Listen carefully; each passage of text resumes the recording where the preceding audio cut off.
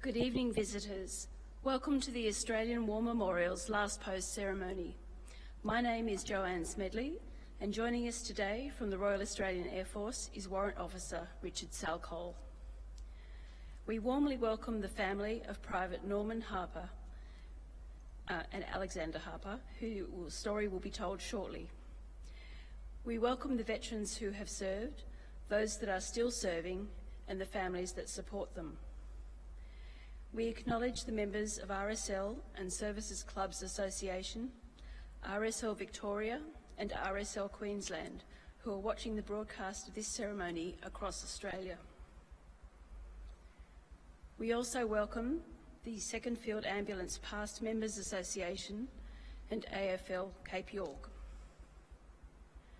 During the ceremony, wreaths will be laid at the base of the Pool of Reflection by family, visitors and students on behalf of the following school: St Patrick's School of Camperdown, Victoria.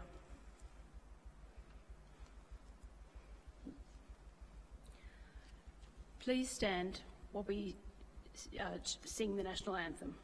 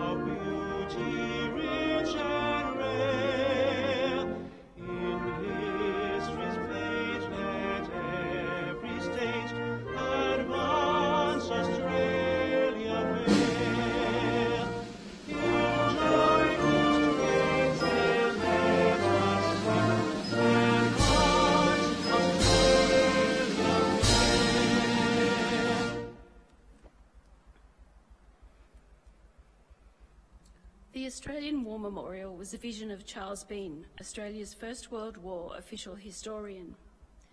Bean landed with the Australian troops on Gallipoli and stayed with them at the front through to the end of the war. The idea of this national memorial and museum came to him at Pozières, France, in the depths of the bloody fighting of 1916. Bean's idea was that this would be a place where families and friends could mourn loved ones buried in faraway places. It would also be a place that could help all Australians understand what these men and women had endured and what they had done for us. Bean's vision, to which we remain true, is best expressed as inscribed in the entrance to the memorial's galleries. Here is their spirit in the heart of the land they loved, and here we guard the record which they themselves made.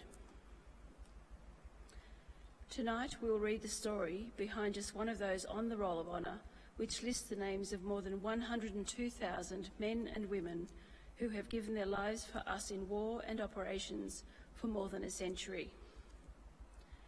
First we present a lament, Flowers of the Forest.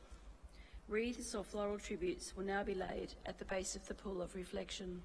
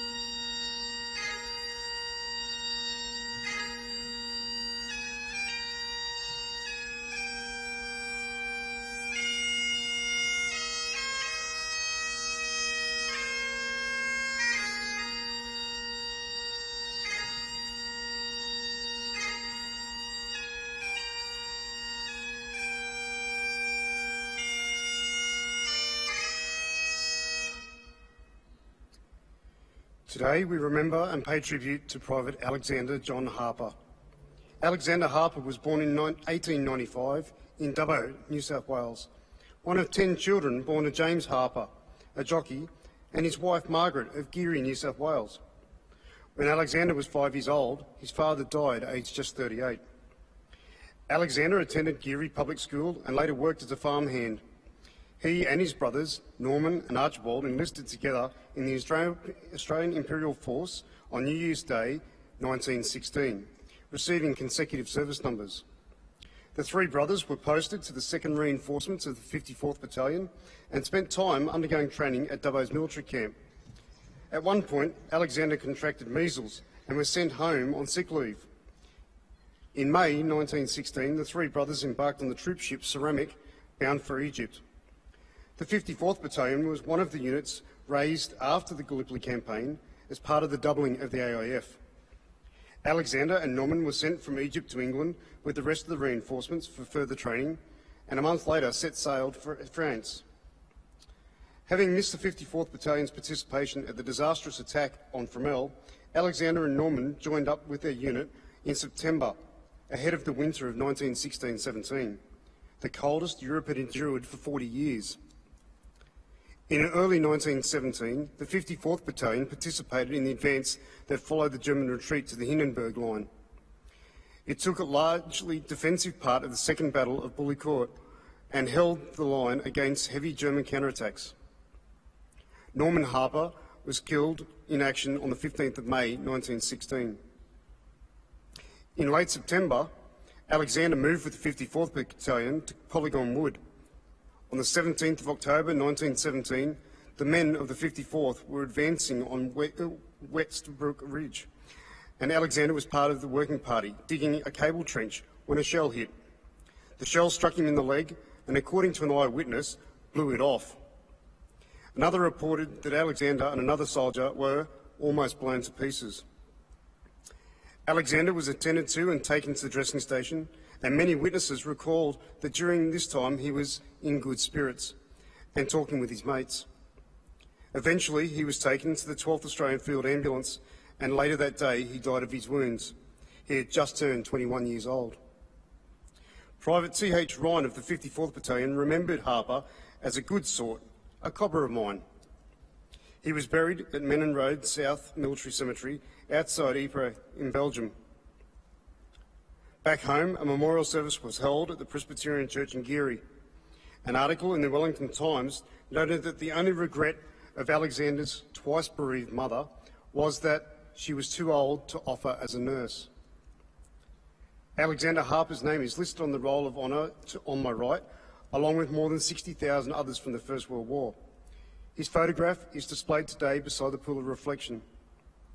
This is but one of many stories of service and sacrifice told here at the Australian War Memorial. We now remember Private Alexander John Harper, who gave his life for us, for our freedoms, and in the hope of a better world.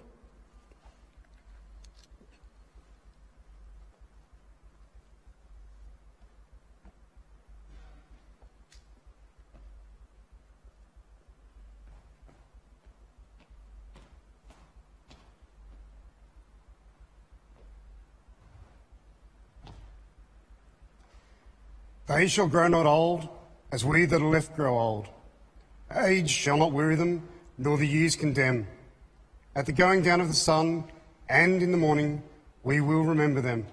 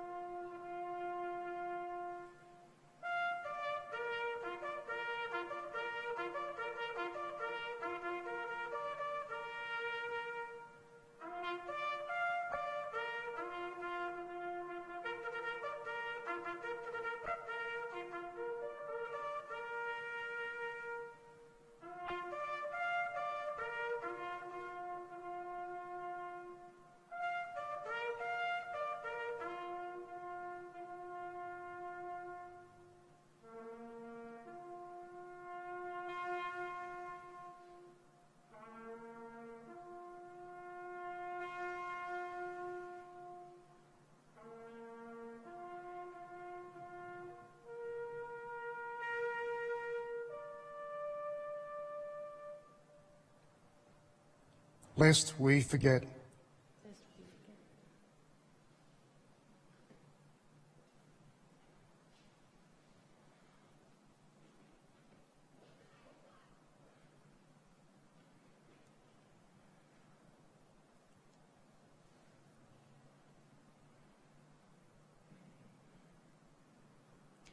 We leave you this evening with the words of the memorial's founder, Charles Bean. Many a man lying out there at Pozières or in the low scrub at Gallipoli with his poor, tired senses barely working through the fever of his brain has thought in his last moments, well, it's over. But in Australia, they will be proud of this. Ladies and gentlemen, that concludes the last post ceremony. Thank you for visiting the Australian War Memorial and good evening.